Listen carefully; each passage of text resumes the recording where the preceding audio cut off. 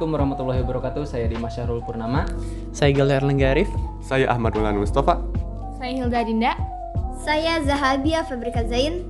Kelompok kami akan mempresentasikan dan menampilkan hasil dari penelitian kami mengenai tekanan osmosis.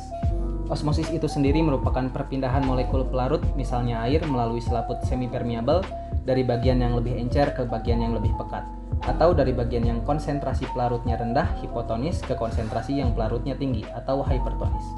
Pada penelitian Kamis pada tanggal 21 November 2021 dengan subjek penelitian yang pertama, sayuran wortel, yang kedua sayuran kentang, yang ketiga buah apel, yang keempat buah bengkuang, yang dilarutkan menggunakan dua jenis larutan, yaitu pelarut murni H2O dan larutan asam cuka CH3COOH. Baik, di sini kami akan menjelaskan informasi yang telah kita dapat dari hasil penelitian dari objek-objek yang telah kita teliti, yaitu dari sayuran wortel, sayuran kentang, buah apel, dan juga buah bengkuang. Yang pertama saya akan menjelaskan tentang wortel. Di hari pertama, yaitu pada tanggal 21 November 2021, massa wortel lebih besar dari massa larutan H2O, massa wortel 1 ya. Kemudian massa wortel 2 lebih kecil dari massa larutan CH3COOH. Kemudian di hari kedua, masih sama, massa wortel 1 lebih besar dari massa larutan H2O, dan massa wortel 2 lebih kecil dari massa larutan CH3COOH. Nah, kemudian di hari ketiga, sudah terdapat dan terlihat perubahan dilihat dari massanya. Massa wortel 1 lebih besar dari massa larutan H2O.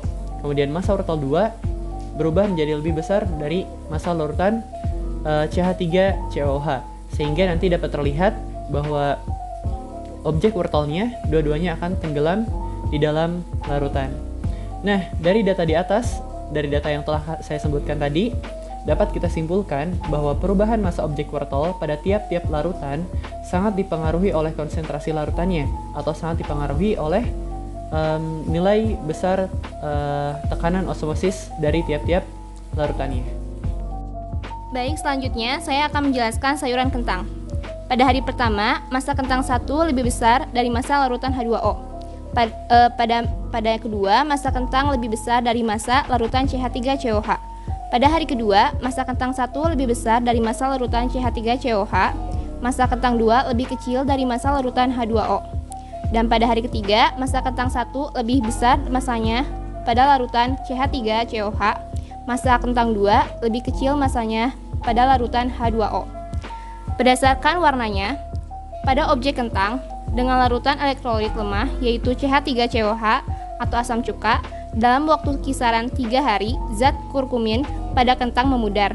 Sedangkan pada objek kentang dengan larutan non-elektrolit yaitu H2O atau larutan air, zat kurkumin atau warna pada kentang tidak berubah. Dari data yang telah kita peroleh di atas, dapat kita simpulkan bahwa pada objek penelitian kentang, larutan dengan nilai tekanan osmosis tertentu tidak hanya berpengaruh pada perubahan massa dan volume saja, tetapi juga dapat berpengaruh pada perubahan zat kurkumin objeknya. Untuk apel, pada hari pertama, objek apel pada larutan H2O mulai membusuk lebih cepat dibandingkan objek apel pada larutan CH3COOH. Pada hari kedua, objek apel pada larutan H2O semakin membusuk dan mulai muncul bintik jamur, sedangkan objek apel pada larutan CH3COOH tidak berbeda jauh dengan hari pertama. Dan pada hari ketiga, hari terakhir, objek apel pada larutan H2O sudah sangat busuk dan terdapat banyak jamur di permukaan yang tidak terendam oleh larutan. Sedangkan objek apel pada larutan CH3COOH masih terlihat sama, hanya terjadi sedikit perubahan ukuran saja. Berdasarkan data yang telah diperoleh, kami dapat menyimpulkan bahwa larutan yang memiliki nilai tekanan osmosis relatif kecil sangat efektif untuk pengawetan buah, terutama buah sejenis buah apel. Yang keempat yaitu bengkuang. Pada hari pertama, massa bengkuang lebih kecil dari massa larutan H2O. Dan yang kedua, massa bengkuang lebih kecil dari massa larutan CH3COOH. Di hari kedua, yang pertama, kondisi objek penelitian bengkuang dilihat dari massanya masih sama seperti hari pertama. Dan hari ketiga, massa bengkuang lebih kecil dari massa larutan H2O dan massa bengkuang lebih besar dari massa larutan CH3COOH. Dilihat dari kemunculan jamurnya, dalam rangka waktu sekitar 3 hari, objek bengkuang pada larutan H2O muncul sedikit bintik-bintik jamur. Dari data yang telah kami peroleh dan juga keterangan rumus dari tekanan osmosis, dapat disimpulkan bahwa semakin besar konsentrasi suatu larutan, maka semakin besar pula nilai tekanan osmosisnya. Dan sebaliknya, semakin kecil konsentrasi suatu larutan, maka semakin kecil pula nilai tekanan osmosisnya.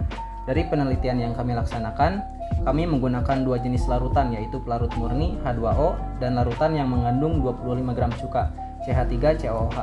Karena molaritas larutan yang H2O memiliki nilai yang lebih besar, maka nilai tekanan osmosisnya pun semakin besar atau tinggi. Itulah hasil penelitian osmosis yang telah kami lakukan. Sekian, wassalamualaikum warahmatullahi wabarakatuh. Terima kasih. Dadah. Ya, bye. Bye.